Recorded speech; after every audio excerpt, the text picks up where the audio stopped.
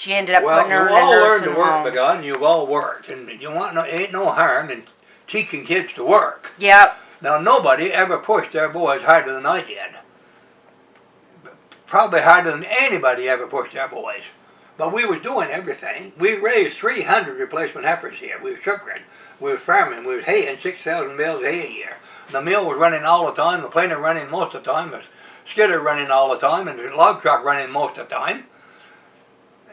And a shop full of tools. Well, my boys was playing with a welder when they were 8 or 10 years old.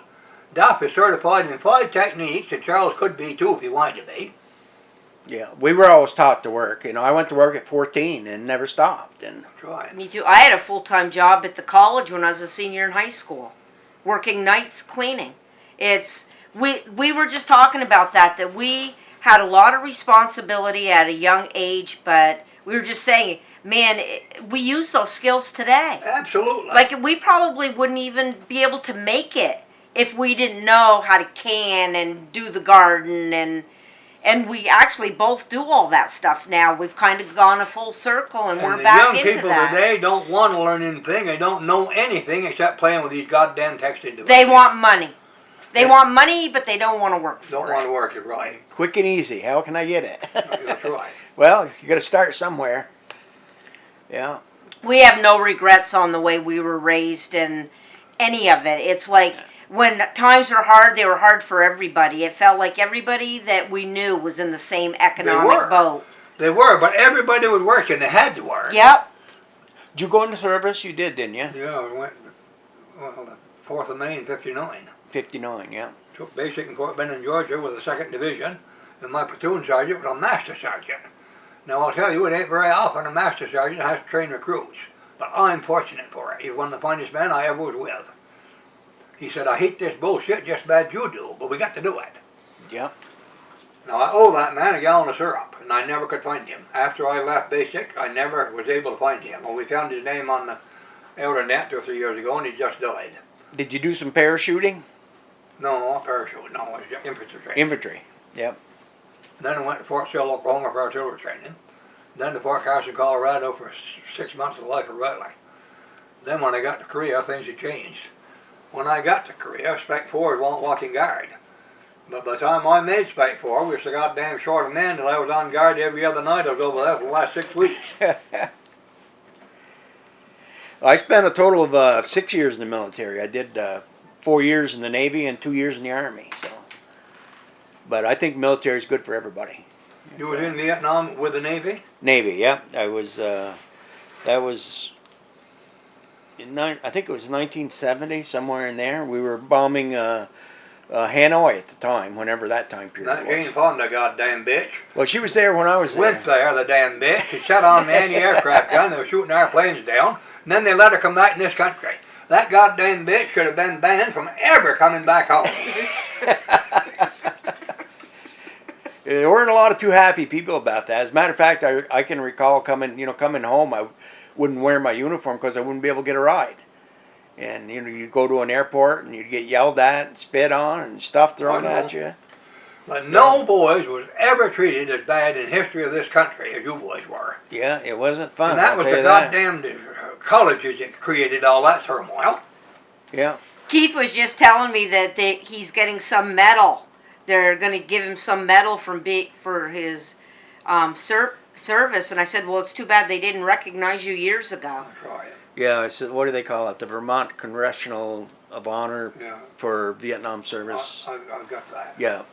And there was another one they were going to give too. So they wanted to. That's the only tool I ever earned. I never got any kind of medals in Korea or anywhere else. Well, I got quite a few of them, but it was because I was in that particular zone at the time, and I think Nixon was president then, wasn't he? Am I in your way, honey? Richard Nixon, yeah. Because I got some letter of appreciation signed by him. I got go out and clean my hen pen out. I did that yesterday. I've got chickens too. Yeah, she sells eggs. Oh, I love my chickens. I've got Orvingtons. They think got what? I'm weird. Orvingtons. Oh, well, they're big ones. Huh? The English, the lavender colored, the gray colored lavenders and the buffs and the blacks. They're English Orvingtons. And they're dual purpose. You could eat them or whatever, but I could never eat my own chicken. So you but- both live in Johnson? No, she lives in Woodbury. I live in Woodbury. I've been there for 40 years. Over by Nelson Pond, Cranberry Meadow. And I live at, I bought a trailer in Katy Wind Park in Johnson. And my son Keith stays with me. He's in his, 47. He never got married, so. And No, that woman and artist in Woodbury years ago. Bessie Drennan? Yeah. yeah, Bessie. Now I sent you, or we had some kind of a correspondence about that. Yep. I sold my quilts at her exhibit, but I did a whole thing on her and interviewed people, which Keith has on his website, that knew her when she was young. But she was kind of an eccentric nut, really. Yeah. And her paintings, she would paint them and give them to people, but nobody really wanted them because she was kind of a pain. But it ended up that, that she actually, years ago, I'm kind of jumping around here, but she did a painting called The Easter Egg Hunt at the White House, and it was about, apparently they have an Easter egg hunt at the White House that they've had every year for millions of years or whatever. But she did a painting of that, and I think it was Eisenhower that she gave the painting to, and so somewhere there's, in D.C., there's a painting, one of Well, Bessie she was Drennan's. sister to Blanche Utley. Yes. And Charles Utley owned the grain store where Pool and Lumber is in Hardwick. And Ma worked for them from 33 to 36. Right. $5 a week. weren't much, was And they had the Drennan Hotel in Woodbury. Yeah. They tore it down a few years ago. Their house where they housed the workers up at the quarries. And they had this dance floor in that building. They called it a spring dance floor, but it just would give. It wasn't on springs, but the floor would move when people were dancing on it. That's but, the way it was designed, though, wasn't it? So yeah, so it would. It was like the a weight, floating I floor. think. Well, you know that big stone wall right there where you head up the quarries? Yes. That big barn, Morris Nelson bought that barn in 46 and tore it down and put it up on the Nelson farm here in Albany where the wind towers are. So that barn was moved? Yes, he tore that barn down and moved it in 46. And because of Johnny Nelson's opposition to them goddamn wind towers, some son of a bitch burned that barn for him. Nice big They barn. burned that barn because he was so goddamn opposed to them wind Wind towers. towers. And they drove him and his wife crazy, and they finally ended up buying the whole farm. The sound- Now I logged on that land in '64, and the biggest maple I ever cut in my life was 32 3 inches was on that land. And he said that's right where one of those towers are. He said that tower, that field is 40 to 50 feet deep where you cut that tree. But they drove him crazy, and he ended up, they bought him out, and he's up Derby now. You know, that barn is in some of her paintings. It is? In quite a few of her paintings, that barn is in there. I'm going to have to find a picture of that and send it to you, of her painting with the barn in it.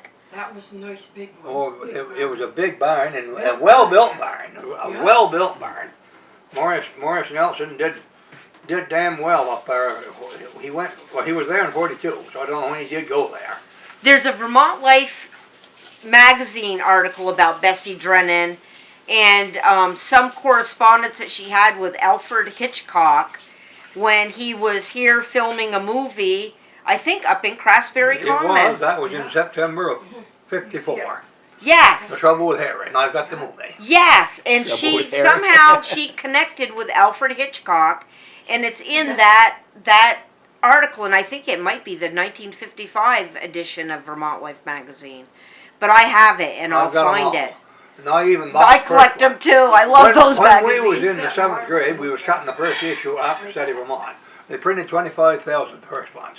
Well, I bought one 15 years ago. It cost me $50. And I lent it to somebody, and I ain't got it now. Is it the first The edition? first one. I have quite a They bit. want it for Am I in themselves. your way, hon? Huh? See my kitty on the door. Oh yeah, let me in, let me in. It's so cute. What a pretty cat. My cat looked just like that. Same Yeah? same Same color? same color. The gray and the Oh. Had a bushy tail. So I don't know who in hell I lent it to, but I ain't got it now anyway. He's out there picking on my birds. Every time I see a box of those beside the road for free, I would grab them. That's right. Some of them were in folder, you know, these hard-covered cases in order. Have you got and them all? I've got a lot, and my son Mike, I think you've met him, Mike King. No, I don't know. He was politician But I've here got last a lot fall. of extra ones too, so if you know what you need, I might have enough to fill yourself. See, you could get them for nothing, but now they're closed. So, like, I think they're going to be collectible now because they're not that easy to come by anymore. Yeah, people didn't think to save stuff like that, you know. They just, You know what? I go in there and I find an article and I can connect with just about everything in that. At least one article in that magazine. I either know somebody that knew the person, or, you know, there's some connection with my life, I feel, in there. The spring of '81, there's a piece about us, about the mill. It should have been in. It was the pictures were taken in '79, and it should have been in the spring of '80. But he never got it in, so it was spring of '81 when they got it in. about this mill? Yeah. Yeah. I bet I have it. Can I take some pictures of that before I leave? Hmm? Can I take some Yeah. pictures of your mill before I leave? Sure. I guess so. I never heard anything to have pictures taken. I saw you on the news Our kids took it. Oh, when that ground was when they up. tore up your driveway or Yeah. field there. You were on the Yeah. news there. 2 years in a row, you know. I Oh, was they in the did it? picture too, because I went down to mill with him.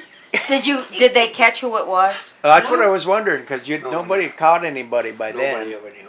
But that boy, they did a hell of a job on it, though, didn't they? Well, They tore it up. it was more making me mad from no respect than it was financial damage. It wasn't any real financial damage. Oh, it's just the idea, you know, like Just you the were idea. saying. That's what They went made on me so other goddamn people's mad. land. You put so much work into trying to smooth things out so you can use it, then My somebody tears it up. daughter-in-law raked it the last time with a York rake on the tractor, and there was no permanent damage and no real financial damage.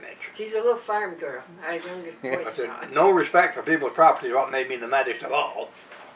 I don't blame you. I don't have a lot of land. I've got 15 acres, but I had some guy come down out of the woods last summer, walk through my yard, and I'm out in the middle of nowhere, and my dog barked. So I went out and I asked him who he was, and he didn't want to tell me. And finally, I kind of followed him right down there. I said, I want to know who you are. And he told me that he just moved in up in a house on another road. And he saw this trail, so he decided to take it. And, of course, there's no trail. And I said, well, let me just tell you something. I said, people will shoot you around here for doing this. I said, you really need to ask people, or at least acknowledge who you are when they ask you. You don't just Yeah, if they don't even ignore want to somebody yeah. when you're on their land. Right. But They don't think about it. Didn't care. Respect it, I'm from whatever. the city. he didn't care. You He ever didn't see even. him again? Oh, around town. But I've told people. I said, you be careful Yeah, because that's right. he just walks across your land. And they said, he better not walk across mine. I said, well, I don't care. I've never posted my land. I don't care if people hunt on it or anything. But you know what? If I want to know who you are. I pay the taxes there, not you, and I want to know who's there. But When you No. were working up to J Peak, I think I was living over Maxim's farm then. You know where Maxim's farm was? Yeah. Yeah, I lived there. I got room and You board. did? They paid me, Did you ever know Patch, Preston's father? yeah, was it Mark? Mark, yes. Mark, yeah. You see, he He was, bought the Elijah farm from Stevens Mark. down here, Howard Stevens' wife, that lived right in front of the church here in Norfolk, was Mark Patch's sister. Mark died fishing in Alaska, didn't Yes, he? in Yeah. 66. How'd he get his body home? I don't know. Preston went out and got the truck. So I don't know how they got it home. Preston didn't bring the body home. See, very Preston lived up here in Elmore. I Yeah. would press too bad on back that chair. It ain't any different. It ain't any different. It's been for a month. Look, it's falling off it. Everything. Yeah, well, They've got the just Legion the has top- got some chairs up there, and I'm supposed to have some of them. You've got just the one that's tearing out. All right. So, I think it was like 65, I think, when Mark sold the farm to the Maxims. That could be. That could be. Yeah, because I was over there in 66, I think I moved in. Actually, I slept in the barn. It was cleaner So down you the were barn. than it on was the in farm house. when Mark died in Alaska? No, just after, because Mark had already sold the farm then. Yeah. Mark and his wife, what was his wife's name? Huh? Katie, was his wife's name Katie, Katie, or I something think. like that? Yeah, I think it was Katie. Yeah, because she had a hard time getting him back. Of course, she had to come through Canada, but I wasn't sure how she did get him back, whether they flew him back or what. Well, I expect they did. But Preston went out and got the truck. But he certainly didn't bring his body back. You were 14 when you moved over there. Yeah, I was just a young fella back then. We just went and saw Nancy Maxim. That they're the people that bought that farm. Yeah, we were up there for quite a time, and She's in a nursing home, but we went and visited her. yeah, she's not too far from here. Who owns the land now? McClure? McClure's. Yeah, they've been there since they bought it from Maxim's. And that's nice farmland there. We used to farm both places, up in the end. And what was the name of that road up above them? If you went straight. The road used to run straight through there years ago. I know I did. But Mark Patch was a progressive farmer back in the 50s, 40s and 50s. He was one of the biggest farms around. Yeah, and some of the nicest farmland that you could ask for. Nice, that rich river bottom land. How long was he there? Do you have any idea? Was it a family farm and he grew up on? Do you know? Well, all the Patches were farming, so I'm sure that because Ted had a farm. You remember Ted Patch? No. He was Mark's brother. Then there was Win Patch. And Mitch he was kind of a guy that just liked to live near brooks and tents and stuff. And then there was Charlie, was the son. I know Charlie. He was up on the Mines I Road. know I Mines did. Road, and he had a meat cutting business too. He used to cut Yeah, and a good meat cutter. meat in the store. Well, was Bill Patch some of that family, a cousin or something? Cousins, yeah. All those Patches are interrelated. I think most of them were out of Canada originally. And Mark was a good friend of Uncle Harvey's. Yeah. They were good pals. Yeah, Mark was he seemed to be more of the quiet one, compared to Charlie, of course. Charlie would scream at you the minute Well, you that's see all him. right. You understood it when you understood his message. Oh yeah, you got it loud. As Oh, a kid, I was always afraid of him. How old do you say Harvey is? 98. And Yeah. still getting around pretty good. Huh? Oh, Still yeah. goes elk hunting. He goes hunting and fishing, and of course he's slowing down. He uses a 4-wheeler or something instead of Expect he walking. might be. And his memory, I think, is a little fading, but We're going to go out and see him this summer. he lives with his son. He's in Colorado, and Oh, that's good. He can do that. Near Vail, isn't he?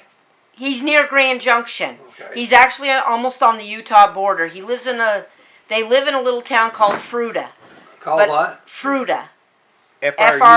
Fruita. Well, he went in '67. Just right soon after he and I stopped working together, he left here. Right. Yep. Right soon. Him and Isabel divorced, and he went out there to live with his son John, and his wife Vicky, Vicky was a Lamphere from Waterville, and was Albert Patty's husband's sister. Okay. So, cousins married brother and sister. Yeah, there was Johnny. He went out. That whole family settled in that area, and Harvey, for the most of his life, after he left here, was just doing guide work. He'd take people up into hunt elk and moose and And whatever they had. construction. He built a lot of houses Yeah, he did. and He stuff worked out on there some too. banks. Well, he was out a there. goddamn good carpenter. Yeah. You could get along with him. He wants a fucking arrogance. You couldn't get along with him. Well, No. he was the foreman, I think, when we were at the college. Uh, The labor foreman. I don't When we know- were doing the stairs. I don't remember that. Yeah. I don't know that. Roger- No, he wasn't here then. He left in '67. Because Roger was working up there, too. Who's Roger? His son. Roger Bradley. Yeah, this was in the 60s. Well, the '68, your father and I, we built all them Yeah. cement walls. But Harvey had left the year before. He left in '67. Well, Roger was still there because Wright and Morrissey was doing a job. Yes, that's right. It was. Yeah, and did Kurt Bradley work up there Yes, he too? worked- He he got worked- hurt up there, He didn't he? worked for Seacand. He broke his arms up there, I think. Huh? Didn't he break his arms think up his- there? I don't know I what think his happened to him. I ankles never and knew him arms. very well. Fell off staging or something. But he worked for Seacand. They built the auditorium. Yeah. We built the 2 dormitories and the mess hall. So Sterling and governors and senators are probably what you built. Well, I don't know what they call them now, but Yeah. the 2 dormitories. Yeah, was it like the the dining hall and then 2 dorms after that. That's what we worked on. Yep, so it was And Sterling. they had those Quonset huts up there at the time. Those Yeah, they were up towards the ball field. I worked up there for years with Mom.